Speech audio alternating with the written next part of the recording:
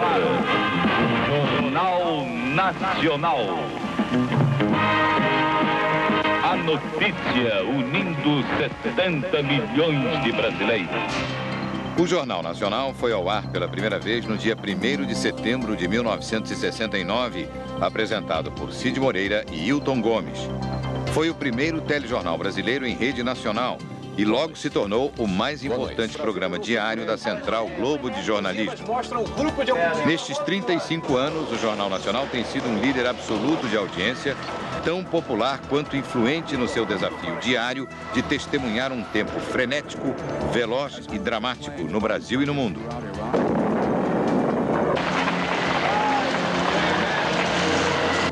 Vitórias do homem contra a doença, descobertas da ciência. O primeiro bebê de proveta do mundo chorou. A tragédia da fome, os tiranos derrotados, a ameaça do terror, a exaltação dos gênios e poetas, flagrantes inesquecíveis que se tornaram marcas do nosso tempo, o culto aos heróis, as perdas e despedidas que doeram, os triunfos do esporte, as conquistas da cidadania. É sim! Passou o impeachment. As denúncias, revelações e acontecimentos que mudaram para sempre a face da política, da economia e da história. Nestas 3 décadas e meia, os apresentadores do Jornal Nacional vêm fazendo parte da vida dos brasileiros, na hora das boas e más notícias. No dia 10 de junho de 2004, William Bonner, Fátima Bernardes, Léo Batista, Sérgio Chapelin e Cid Moreira se reuniram na redação da TV Globo do Rio para lembrar um pouco da história e dos bastidores do Jornal Nacional. Uma coisa que impressiona muito, eu acho que isso deve valer para todo mundo que teve a oportunidade de apresentar o Jornal Nacional. O que impressiona é a relação que o público passa a estabelecer com estes profissionais. Eu me lembrei de uma historinha agora interessante. Parei no posto de gasolina para abastecer, daí 2 senhoras me viram, né, e se cutucaram e tal. Eu fiquei todo orgulhoso, né, me reconhecendo. Isso foi logo no início do jornal. Daí ela chegou, seu Chapelin? Eu falei, não, eu sou o Cid Moreira. Já começou dando mancada, né? E aí veio a mancada maior ainda. Será que o senhor não podia falar lá com o seu colega para vocês lerem um pouco mais rápido que eu quero assistir a novela? Que era comum, por exemplo, no início, um dos primeiros anos do Jornal Nacional, eu ser apontado na rua, olha o repórter Esso. Comigo aconteceu uma história semelhante. Eu fui num bar, assim, de um tanto riposo, o pessoal mais irreverente, e um rapaz lá pelas tantas virou-se para mim, depois nós conversamos bastante, ele disse assim, Chapelin, você é um cara muito legal, mas você fala demais. Que não é verdade, Chapelin. Aí agora eu engancho uma e tal. Você chegou, me elogiou, eu, muito obrigado, eu com pressa, muito obrigado. Bom, então até logo. Não, mas eu não terminei tudo, não. Olha como ele terminou. Disse, pois é, aí eu estava aqui olhando o senhor está falando e tal, pensando, o senhor na televisão parece um homão, um Tarzan, um homem forte. Aí de repente eu reparei, meu senhor é um merdinha. Desculpe. O pessoal da redação pedia, pelo amor de Deus, que eu atendesse, porque os telefones ficavam congestionados depois do jornal. Ia atendendo e despachando. Então, por que você não conta? Por que você não Tinha que conta falar, do porque eles Assis? pediam. O que tem o Assis? O Assis, nosso assistente de estúdio que acompanha o Jornal Nacional há tantos anos, até hoje presta-se um valoroso serviço e que tem uma voz que, pelo menos ao telefone, ajuda. É que chegou agora, não gravo mais. Ah, legal. Agora sim. O Assis nunca te ajudou com as suas fãs, Cid? Bom, isso aí... Deixa eu falar. Olha a verdade. Deve ter até arrumado, Você que tá virando conquistado algumas fofoca, né? namoradas, né? Imitando o Cid. O que uma fã disse para você, por exemplo, Sérgio, ou um fã, ou um telespectador que realmente você guardou? Elogios a gente recebe, demonstrações de afeto, carinho a gente recebe. Mas o maior elogio que eu recebi foi de um ex-companheiro aqui de Globo Repórter. Nós nos encontramos, ele não estava mais aqui na Globo, nós nos encontramos num restaurante e ele se aproximou, veio conversar comigo e tal, e disse o seguinte: olha, quando você lia os textos que eu escrevia, eu não acreditava que eu tivesse escrito aquele texto. Chama-se Eduardo Coutinho. Aqui, Portinari soltou a imaginação, desprezando os critérios cronológicos e históricos. É uma responsabilidade muito grande você dar voz a algo que alguém escreveu, não é? Então. Principalmente quando é um texto assim, que não é um texto só factual, um texto que seja do dia a dia, você saber que você está colocando ali, você está dando vida mesmo àquele texto. E tanto que o leitor tem que capturar o sentido, o sentimento original de quem escreveu. Isso é uma arte. Por isso que eu acho que não dá para comparar ninguém que apresente o Jornal Nacional a essa dupla aqui, e é o seu Léo Batista, durante tantos anos. Menos. Quando você lê uma notícia triste, uma notícia de mais impacto emocional, o que você sente? Você se controla, você pensa em outra coisa, você tem vontade de chorar, você já chorou? Quando eu vejo pela primeira vez aquela notícia, ela tem, acho que, o mesmo impacto de qualquer telespectador. Não adianta a gente trabalhar tanto tempo com isso, porque você continua tendo, se abalando emocionalmente quando você vê. Mas como a gente vê lá embaixo, revê, manda cortar, aí vai vendo de novo, aí ficou grande o tempo.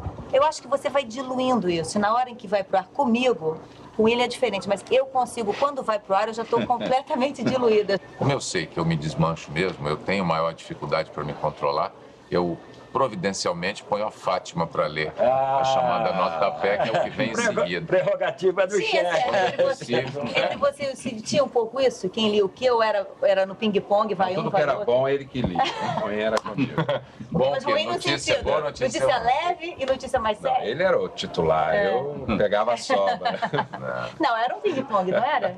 Tinha blocos, como é que era? Quando nós começamos, era assim: 2 blocos do Cid, abria e fechava, e eu fazia o bloco do meio, que era de noticiário internacional. Né? Então, se a notícia internacional era uma notícia forte, era comigo. Porque o noticiário internacional era sempre um noticiário muito pesado, né? Então não tinha sentido você estar sorrindo muito, estar brincando, não tinha tempo para brincar. Uma nova onda de bombardeios aéreos maciços ao Iraque está sendo lançada neste momento pelos aliados. Eu me lembro muito desse mecanismo de eu ler notícias que fossem muito sérias, as notícias mais fortes do dia, para marcar uma posição de que eu estava saindo de um programa de entretenimento e voltando a fazer um jornal de hard news e de impacto. Está no ar o Jornal Nacional com William Bonner e Fátima Bernardes. Boa noite. Esta é a história de um engenheiro que queria dar um passo muito maior do que as pernas. Em busca de um empréstimo que provavelmente não conseguiria pagar, ele procurou uma quadrilha especializada em lesar o governo e pagou alto pela fraude. Houve uma época no Jornal Nacional, uma fase do jornal que eu não sei quanto tempo durou, mas foi longa. E o jornal sempre terminava com algo assim hilariante. Então... mais leve, né? E o povo comentava isso, eu gostei disso e tal. Mesmo hoje, né, William, a gente teve um resultado de uma avaliação do público. O que eles acham? E eles dizem que o Boa Noite, isso com certeza era no tempo de vocês dois também, o Boa Noite... Foi construído por ele. Claro, o Boa Noite que vocês davam. Então, de que forma esse Boa Noite influencia na noite que eles vão ter? Então, a gente realmente acaba tendo uma responsabilidade muito grande, não para esconder a notícia, mas de ter a preocupação de em algum momento ter algo que pelo menos aponte um caminho e que, se não é uma coisa boa, mas pelo menos que dê um tipo de esperança, né? Tem dia mesmo que é difícil fazer o jornal. Mas o que é possível fazer é tentar impor naquele cardápio alguma coisa mais leve, uma ou duas coisas mais leves. Porque elas existem, ninguém aqui vai acreditar que ao longo de 24 horas, dentro daquele cardápio dos assuntos mais importantes do dia, só tem a tragédia e coisa ruim. Mas é uma forma de você se preocupar um pouco também de enxergar que há outras coisas boas e dar todas as notícias. Senão, Léo, você estaria perdido. Léo Batista era da mesma maneira que o Sérgio Chapelin era o encarregado, durante muitos anos foi encarregado de cuidar da parte internacional, depois não, porque passou a ter uma outra uma outra composição, Dinâmica. uma outra dinâmica do JN. Mas o Léo Batista, durante muitos anos, encarregava-se de apresentar o esporte, então ele era o Mister Sorriso do Jornal Nacional. E daqui a pouco veremos como todos esperam aí no Brasil mais este grande jogo. Porque o mundo podia estar caindo, mas o esporte caía para ele, ele podia sempre abrir um sorriso. Né? E até porque, voltando aí um pouco nisso, se você fizer um jornal só com notícia bonitinha, que seria o ideal, notícias agradáveis e tal, o público que não é bobo, que está sofrendo, Claro. que sabe que o mundo está para explodir, ou já está explodindo, vai dizer, mas como? Que é isso, pô? Que mentira é essa? É interessante como a audiência, o número de aparelhos de TV ligados nos grandes centros urbanos é crescente durante o Jornal Nacional. Tem muita gente que está chegando ainda, chegou, comeu alguma coisa, foi ver. É muito interessante E eu isso. fico com pena de você. Por quê? Porque essa hora que você está trabalhando, eu estou jantando e assistindo. Que é bastante confortável ser telespectador, não é? É claro. Eu acho ótimo. Sem Não, tensões. vocês têm Você consegue assistir sem nenhum tipo de tensão? Você vê tranquilamente? Acho ótimo. É? E gosto de criticar. Não, mas criticar, a pergunta da Fátima é exatamente nesse sentido. Acho que é difícil para todos nós assistirmos a qualquer produto de telejornal, e ao Jornal Nacional especificamente, vocês têm uma relação, os três, umbilical com o Jornal Nacional, histórica, né?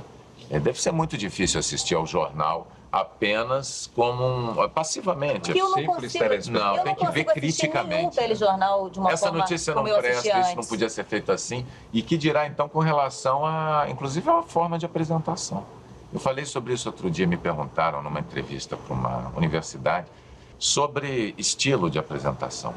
Vocês três não fazem ideia do que representa para um profissional da área sucedê-los na posição de apresentador. Então, a única forma possível, na minha opinião, foi o que eu disse para estudante, a única maneira possível de levar isso adiante sem que o peso recaia sobre os ombros de maneira insuportável é você entender que você jamais poderá tentar apresentar o Jornal Nacional com a competência técnica que vocês tiveram ao longo daqueles anos todos no comando. O Procurador-Geral da República anuncia até terça-feira se o presidente Collor está ou não envolvido com o esquema PC. O presidente da Câmara diz ao Supremo Tribunal que o voto aberto do pedido de impeachment está na Constituição. O Jornal Nacional está começando. Tem que entender que é outra coisa. Somos diferentes, a voz não é igual, as técnicas de narração jamais Isso será serão que vem iguais. exatamente dessa escola do rádio que vocês todos tiveram? Quer dizer, eu não tive, mas que... Você é a única que não. Eu venho do alto-falante, depois rádio, né? O Chapelão da rádio, o Cid de rádio, você também.